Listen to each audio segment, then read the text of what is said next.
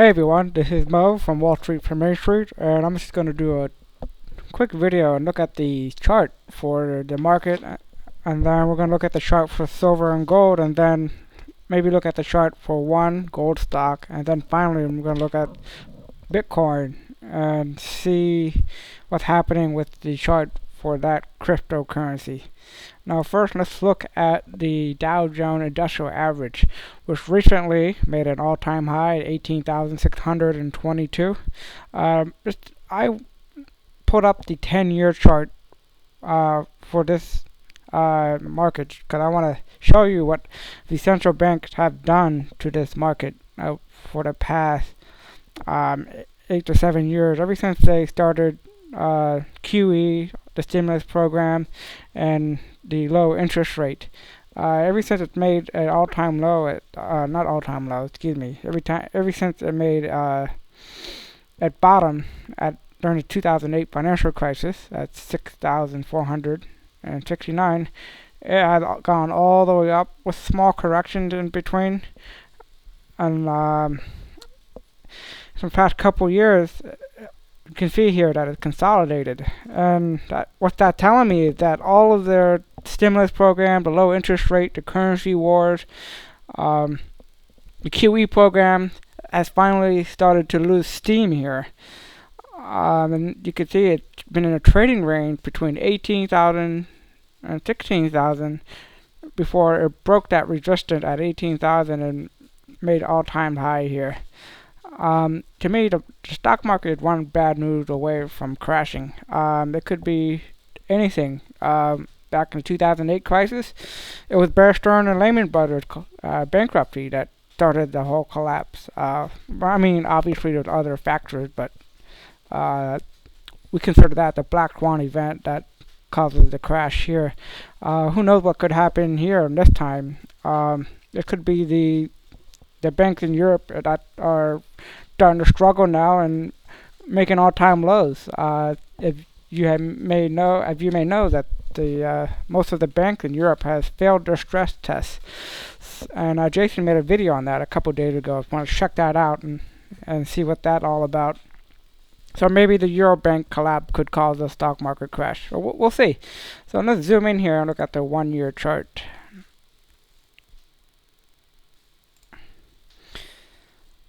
Right now it topped here, made a small correction before bouncing up. So we'll see if it can break this resistance here and continue on to 19,000. I mean, there's no reason for it not to go all the way up to 20,000. As central banks all around the world continuing their currency wars and manipulation of the stock market with zero interest. I don't know if you heard, but the Swiss bank, central bank, has started to buy stocks in the stock market, and they have shares of Apple's and other major companies like Exxon. So we have reason to believe that the central bank are now in the stock market, manipulating it and trying to keep it propped up. And also we have, as you may know, the plunge protection team, making sure that the market doesn't crash. Probably until the election is over. I definitely, the Democrat want to keep this market propped up until the election is over. Otherwise, I wouldn't look good on them. So that's something to keep your eye on here. Look at the resistance level. If it bounces the resistance, then it could test the 18,000 support level, and then the next short-term support is here at 1750 and then 1700. The major support level is 16,000 right here. But if you could zoom out, you could see it better. There we go. See it right there. Now let's look at the S&P 500.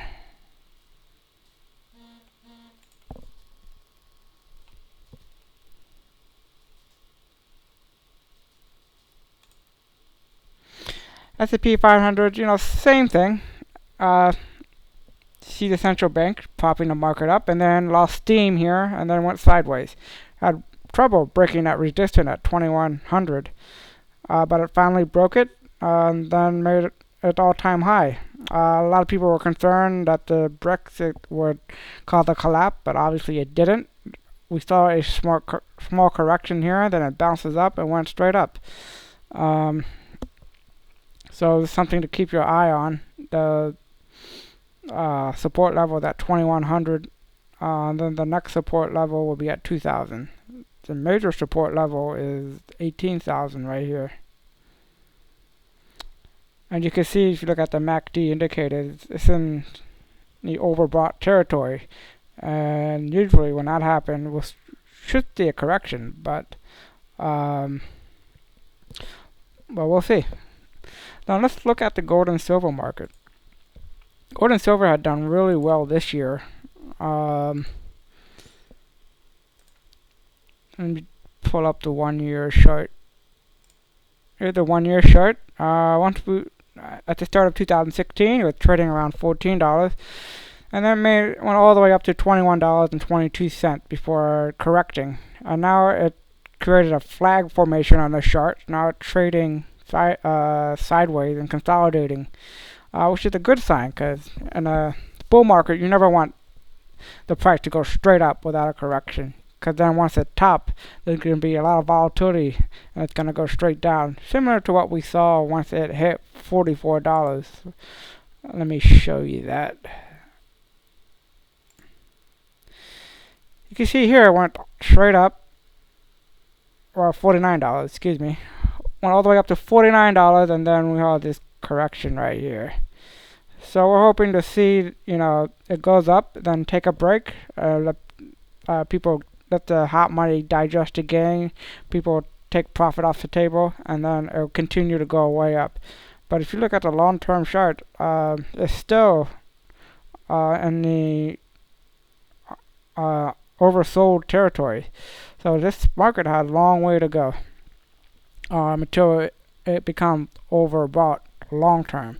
Short term, it's definitely overbought, so we'll see a short term correction, and I expect the correction to last for the rest of the year, but I could be wrong. So if you have any gold and silver stock, it'd be a good idea to buy put option to hedge your position, or do cover calls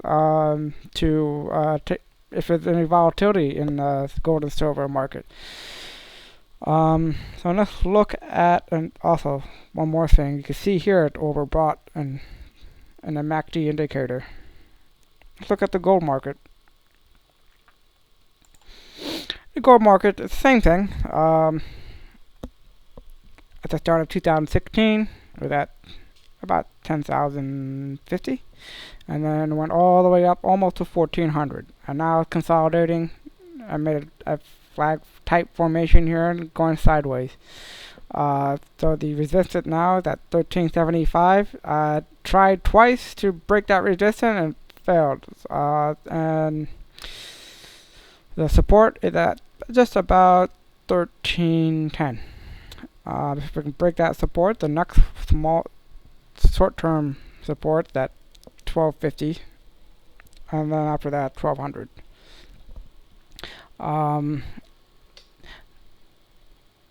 Also, I want to mention, that even though the demand from the West has declined compared to previous years, as you may know, China and Hong Kong have been buying more than the annual mining supply of gold.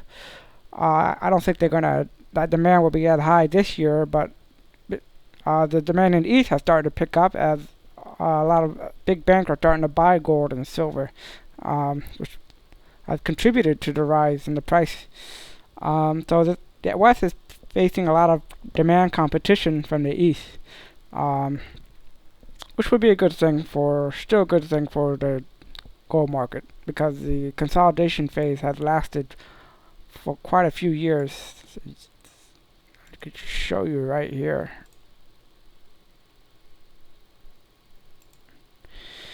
You can see the consolidation phase has lasted a few years, where we're trading in a range from all the way from 13 to 1050. It looks like it's starting to break out of that range.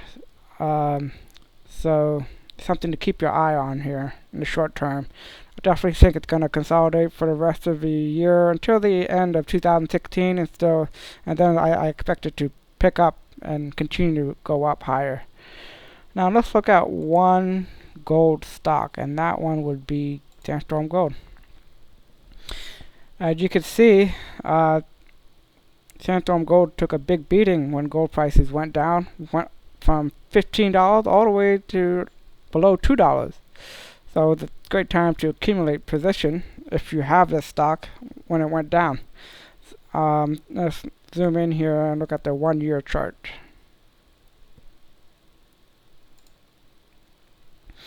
The 1-year chart here. Sandstorm Gold had been having a great year price-wise. You could see here went up all the way up to $6.09 before correcting.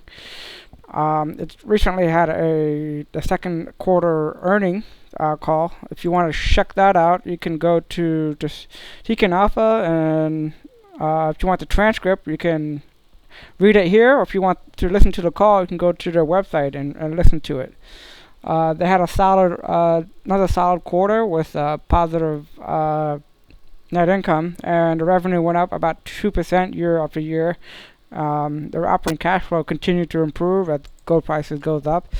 They have a lot of deals in the pipeline, a lot of growth coming in the next few years. So I expect this company to continue to rise in price. But for now, I think it's going to consolidate and go sideways for a little bit. So if you have this company, again, maybe you should consider doing put option to protect your gain.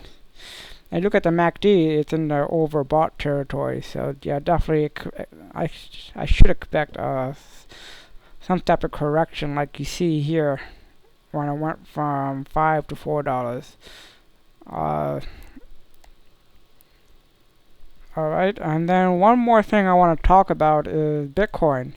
Now, as you may know, Bitcoin had a security breach where $60 million were stolen in the Hong Kong Bitcoin exchange, and in result, Bitcoin went down 30% in only 2 days. And let me show you the chart here. I'll zoom in. You can see it went from 650 all the way down to 450, excuse me, and then it bounced back up. So you see a lot of volatility here, so it's kind of hard to do technical analysis.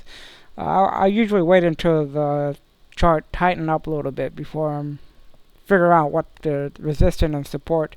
But if you look at the history of Bitcoin prices, every time there's volatility, it usually consolidate. You can see here, and then you could also see that right here when it had a big drop and then went sideways and consolidated.